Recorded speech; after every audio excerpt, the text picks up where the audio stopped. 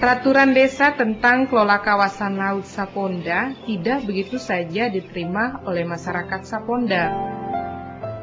Awalnya banyak di antara warga Saponda tidak setuju dengan konsep Perdes tersebut. Mereka beranggapan penataan ruang hanya akan membatasi ruang aktivitas nelayan di Saponda. Kata Handoyo, butuh waktu setahun untuk meyakinkan masyarakat agar percaya akan manfaat dari penataan ruang ini. Awalnya ya aturan kelompok yang kita sepakati melalui pertemuan lewat perdusun, baru kita libatkan lagi masyarakat banyak. Walaupun di situ banyak pantangan sebenarnya, karena katanya ini bahwa ini tentu akan melarang kita ini nanti, akan mengikat kita. Nah kalau sekarang katanya kita akan kemana mencari, sedangkan itu kan laut, tempat kita hidup. Pada tahap sosialisasi Perdes juga tidak mudah. Didampingi oleh Yayasan Bahari, kelompok nelayan lestari bersama pemerintah desa mendekati para tokoh masyarakat untuk terlibat dalam perencanaan dan sosialisasi Perdes ini kepada warganya. Salah satu pasal dalam Perdes ini memberikan sanksi bagi yang melanggar, seperti denda sebesar 25 hingga 50 ribu rupiah bagi mereka yang ditemukan melakukan aktivitas merusak di zona inti, setelah melalui tahapan peringatan. Jika masih didapati melakukan pengeboman atau pengrusakan, akan diserahkan ke pihak berwajib untuk diproses. Seperti yang diungkapkan Kepala Desa Saponda Makmur. Sanksi sesuai aturan, ada sanksinya. Kalau memang sifatnya merusak, itu jelas dia akan kena secara aturan bahwa kita limpahkan kepada yang berwajib sesuai pelanggaran yang dilakukan.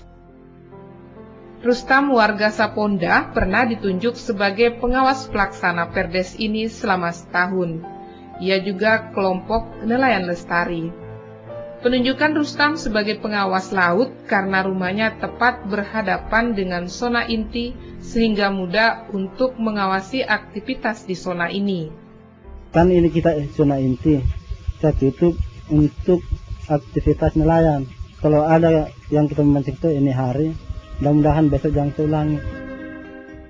Selama menjadi pengawas Perdes KKL, Rustam belum pernah memberikan sanksi denda kepada nelayan yang didapati beraktivitas di zona inti, meski hampir setiap hari ia mendapati nelayan menggunakan pancing dan pukat. Diceritakan Rustam bagaimana respon tidak sepakat sebagian warga pada awal penerapan Perdes ini. Kita dengar-dengar juga isu-isu di sini bahwa tidak ada ditutup lagi aktivitas di sini, berarti ada aktivitas di sekitar sini. Padahal dia kesalahpahamannya di sini. Kan dia bilang dilarang total untuk mencar sekitar Saponda. Akhirnya kita bersaran begini-begini, ya lumayan ada perubahan sama masyarakat. Rustam akhirnya mundur dari pengawasan Perdes karena ia harus berhadapan dengan keluarganya sendiri yang sering melanggar. Menurut dia, selama Perdes ini diberlakukan, proses penyedaran secara bertahap berjalan di Saponda. Contohnya Jadirah yang juga warga Saponda. Ia sangat setuju dengan penerapan Perdes ini. Menurutnya, aturan itu penting untuk merehabilitasi kembali terumbu karang yang telah rusak di Saponda. Karang nih, bertumbuh, sarang ikannya. Baru kami ikan situ ikan hias, bendera merah, penting karena keperluan masyarakat. Peraturan desa tentang kelola kawasan laut masih merupakan pengetahuan baru bagi masyarakat pesisir dan kepulauan di Sulawesi Tenggara.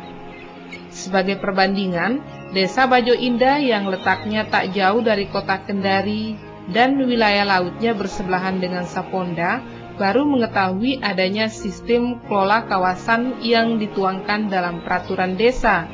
Ini seperti yang dikatakan Tamrin, salah seorang warga Bajo Indah. Menurut dia, sudah ada aturan pemerintah jika ditemukan nelayan setempat yang menangkap ikan dengan memakai bom dan racun ikan, cukup ditindak oleh aparat yang berwenang. Dalam masyarakat sini tidak ada aturannya untuk menangkap bahwa daerah ini tidak bisa dilarang ini khusus untuk Bajo Indah. Tidak ada, bebas. Dari mana ikan yang kita lihat banyak di situ kita tangkap, dia hilang daerah sini, dia pindah lagi sana. Saya rasa begini, kalau cara penangkapan ikan tidak perlu aturan. Terumbu karang di perairan desa ini tergolong rusak berat, meski banyak pihak telah mengupayakan penyedaran dan rehabilitasi melalui berbagai pendekatan dan program.